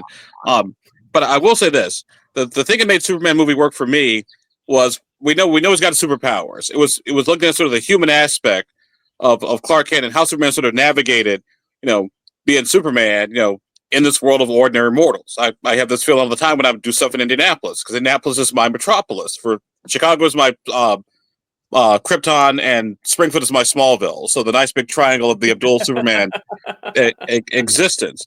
But the thing is, folks, it's just a movie. Relax. It's just a movie. Go in for a couple hours, relax, escape, and then go back to work. It's just a freaking movie. Calm down. Okay, well I'm going to push back on that just a little bit. Not that I absolutely agree with your assessment, but it is not just a movie. It is not just a movie because it's culture, and it's a piece of iconic Americana, and it is culture shapes mores and behaviors. And right now, the MAGA universe is deeply invested in cruelty and normalizing cruelty, because without normalizing cruelty, all of their agenda becomes impossible to achieve. And we literally have Christian influencers that get on and they talk about toxic empathy. Think about that. Oh, yep. And that's the milieu that we're operating in here. And to have America's superhero, the iconic and original American superhero, spring on board and run around saying golly gee and spend all his time saying, I don't care what you people say, I want to be nice to people. That is a direct challenge against that new system of belief that they're trying to institute here. So it's not just a movie, it's deeply impactful, and I'm thrilled that it pissed them off. Yeah, it's also about to make $1 billion too worldwide. So yeah, it had a great opening weekend, $125 million here over the 3-day weekend last week. Probably gonna do similar numbers this weekend. You said something great there, Tracie, that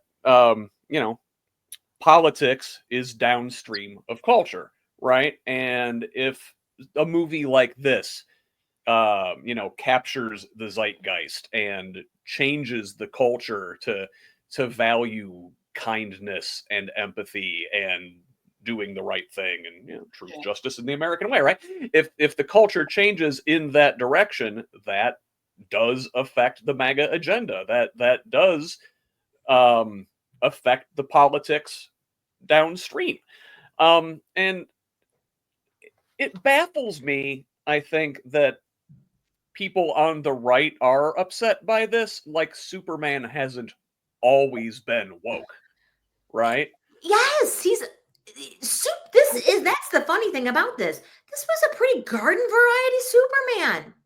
Yeah, I mean, ignoring all the dark Superman shit, which is awful. Like, it's Superman getting out there, being goofy, being Superman. The same Superman we've known all these years. He hasn't changed a bit. They have. Right. And well, Abdul, you're a comic book guy. Do you get into the history of them at all? We know, yeah. So Superman was created by a couple of Jewish kids in the 30s. Exactly. When all that nonsense was going on and started to take place here. My thing is this: what I always loved about Superman's character wasn't so much it was his character, not so much his powers and abilities. He was a good guy, a decent guy. Back in the 50s, he was a very flat character. In the 80s, they kind of humanized him a little bit more, made him a little bit less powerful. But the one thing I really loved in Superman, the movie, the current version, was, not to spoil it, the Lex Luthor superhero character who he invented was actually out of the book, because that was actually Bizarro.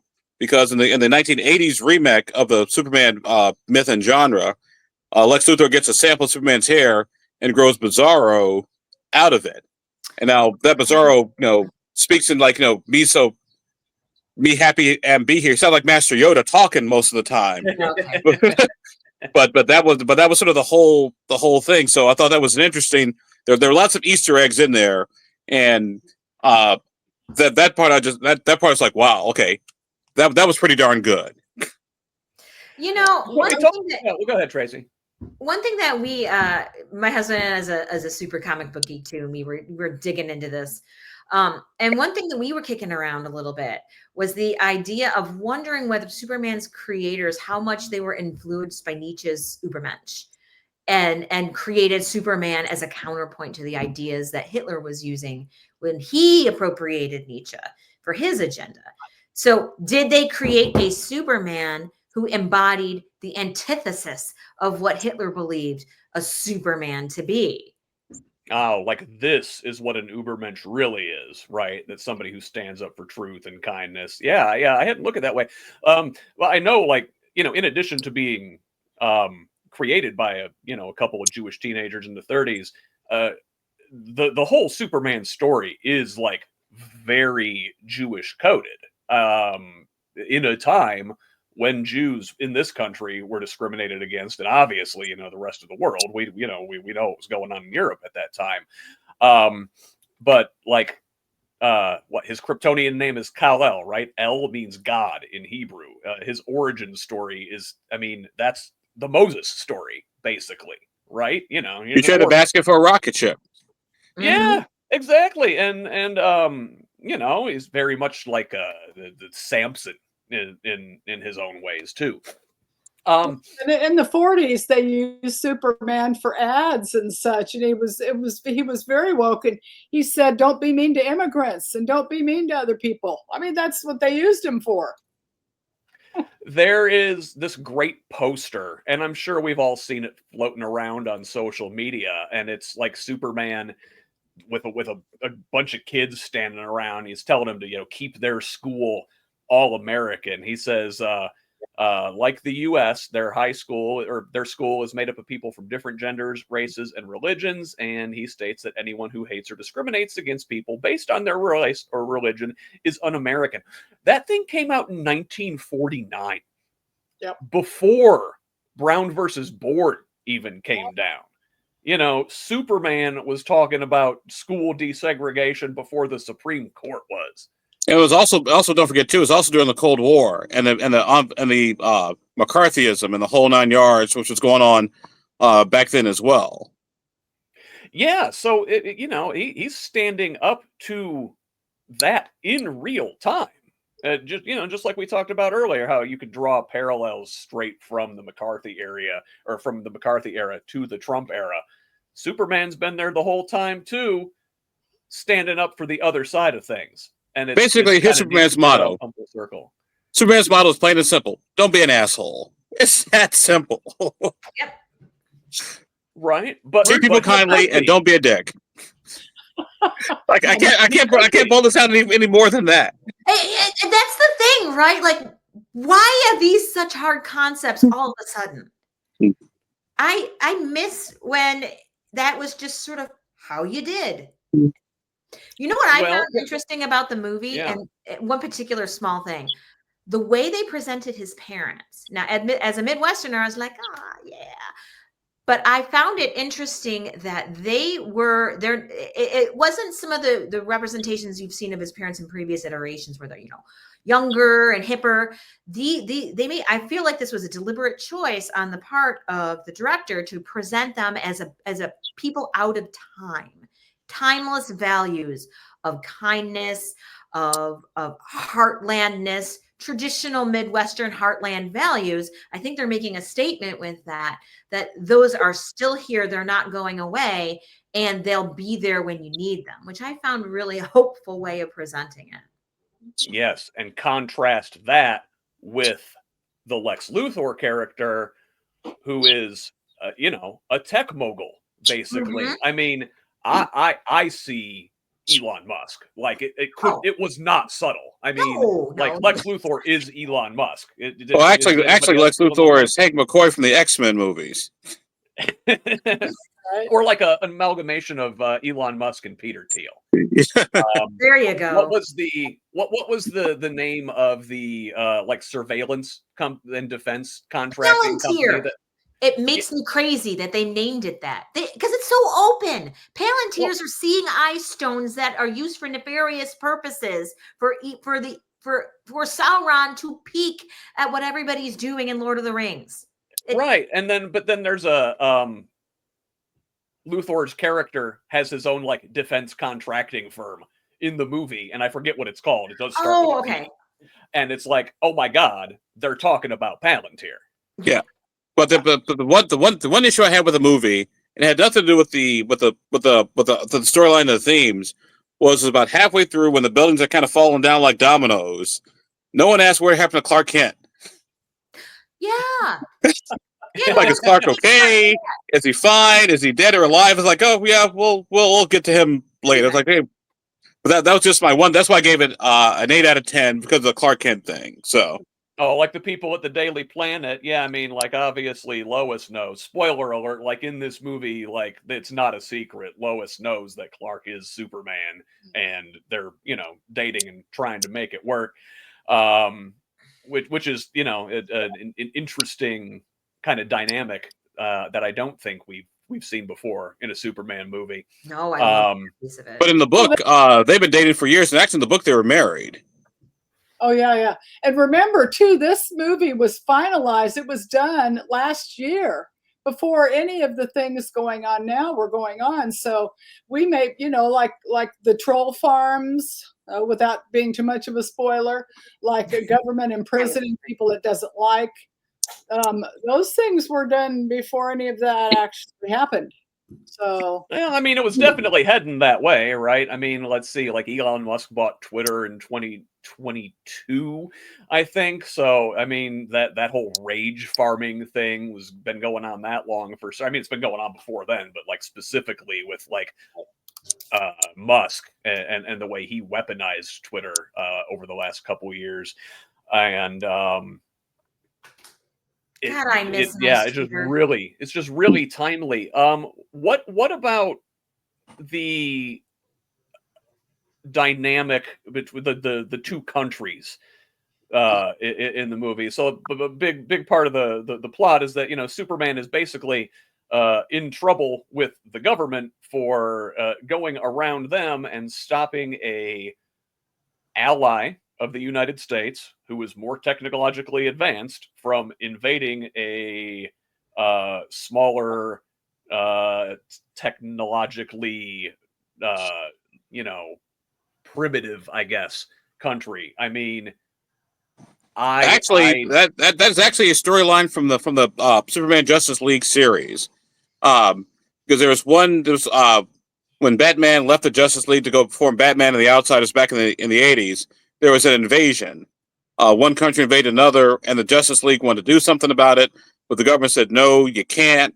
And Batman was like, "I'm an independent agent. Screw this noise. I'm going to go do whatever." And that's always been sort of this constant theme in the DC universe, less in the Marvel universe. In the DC universe, has been okay. If Superman's got all these powers and abilities, why does he use it to stop wars, to do this, to do this, to do this? And if you go back to the original Superman movie from 1978, Marlon Brando, the Godfather, basically tells Christopher Reeve, "Do not interfere with the course of human history. Yes, you can do things," and blah blah blah blah.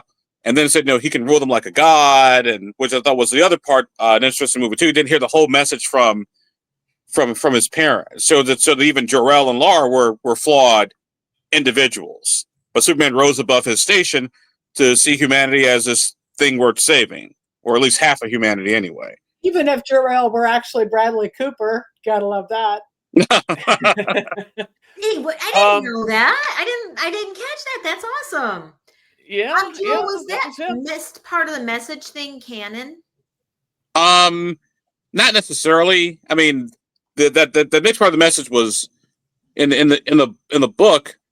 Like I said, it depends on which iteration of Superman you're looking at, whether it's the rocket ship lands or the Green Crystal Superman and Marlon Brando. That's not canon, but it's been a new part of the series. Now, also please note, DC does a series called Elseworlds, where they take like a little change in a superhero's history and totally, turn him or her around, because they did several of them where Superman actually became a dictator of the universe, but he was a benevolent dictator of his own thing. So yes and no, if that answers your question. I mean, did anybody else think that I forget the name of the countries, but I couldn't help but seeing Israel and Palestine there.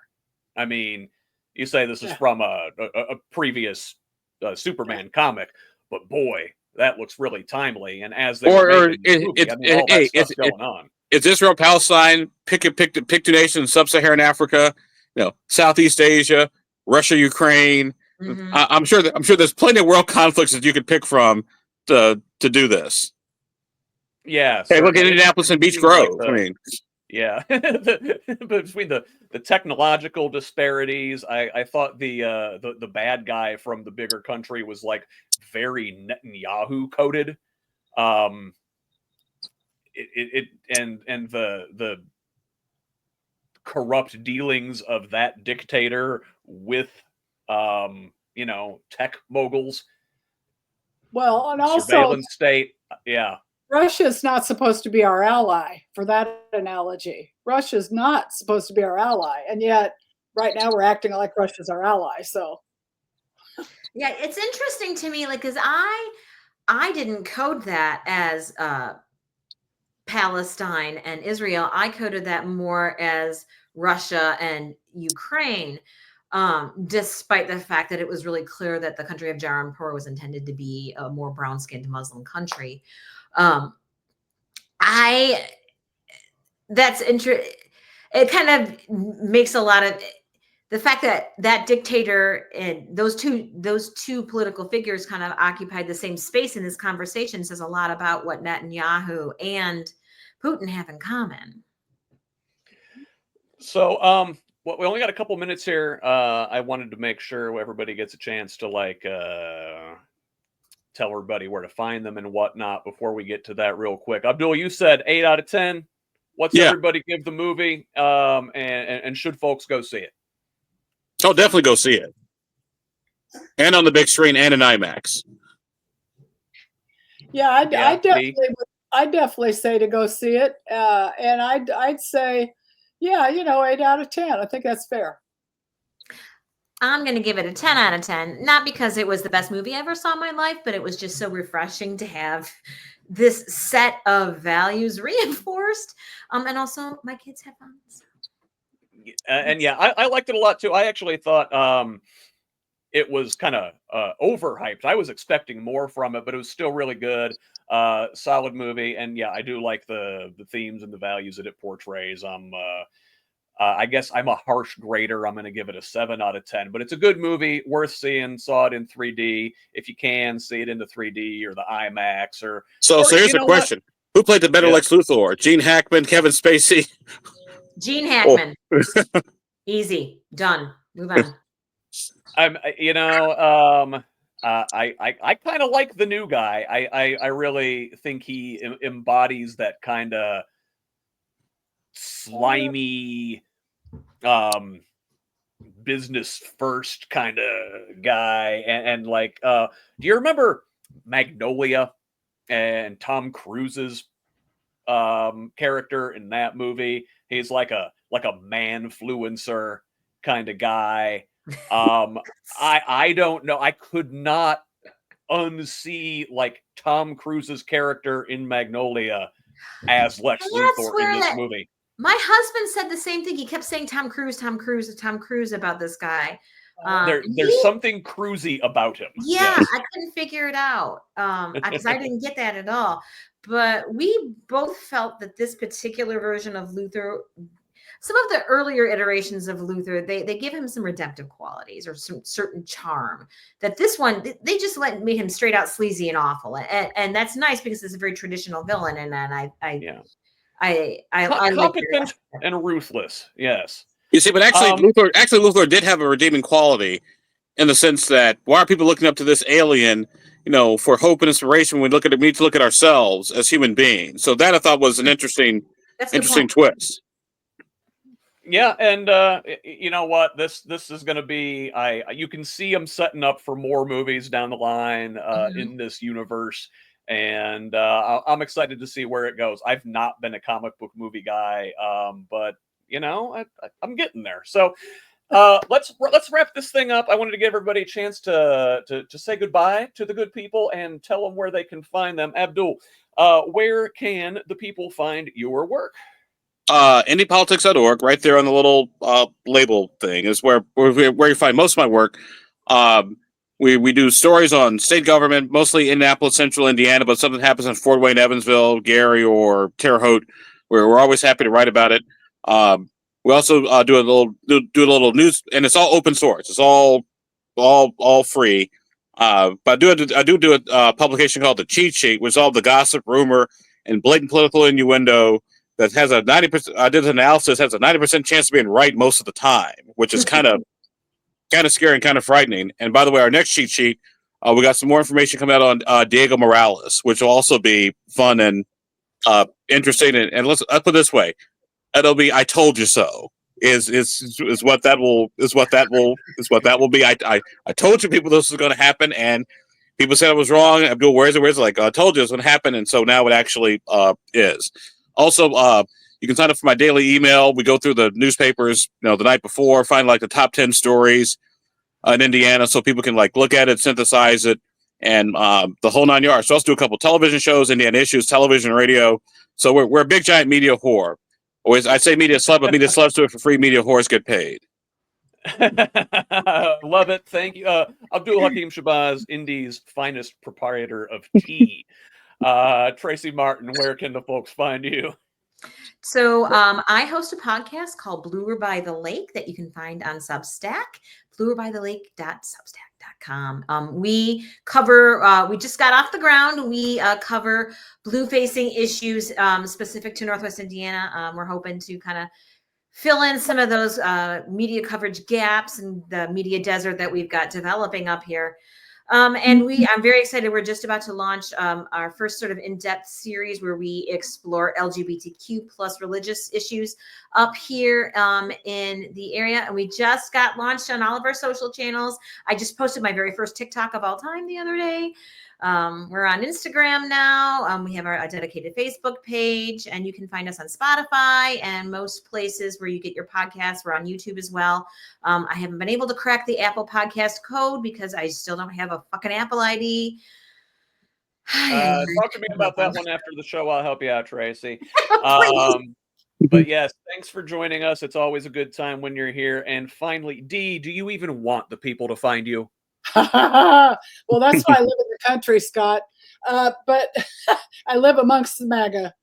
Having said that, yes, I am on social media all over the place. I of course follow Abdul, have for some time, and Scott and everybody that I find. So I'll have to go find Tracie. Also on Facebook, etc. And you of course will find me at most Democratic functions in Monroe County and in Bloomington. But let me just say that when I was a kid, this is July the 20th. On July the 20th of 1969, I was a kid sitting in a state park with a black and white TV about that big, watching Neil Armstrong step foot onto the moon. Stop it. He said, as I recall, he said that's one giant step for man, one small step for man, one giant step for mankind. One giant leap for mankind, I believe is what he said. And so to me, that is see what we can do when we work together. That was 56 years ago. Let's not take that long to get there again. Love it. And by the way, also, right. Dee, just to piggyback on that, there's another part of the line he said, "Good luck, Mr. Anderson," whatever, something like that lines. Yeah. And because he was a kid, his neighbors were the Andersons, and Mr. Anderson asked Mrs. Anderson to perform a sex act, and she said, "I'll do it when that Armstrong kid walks on the moon." What? No. I am today years old when I'm finding this out. I've got to look more into this. I'm Googling the shit out of that when I get off this call. Abdul. Yep. All right. Well, hey, everybody's got a project for the rest of your Sunday afternoon. Yeah, right? Jesus. But for now, on behalf of my panelists, Abdul-Hakim Shabazz, Tracie Martin, and Dee Owens, I am Scott Aaron Rogers. This has been Who's Left This Week. Until next time, love each other, Indiana. Bye.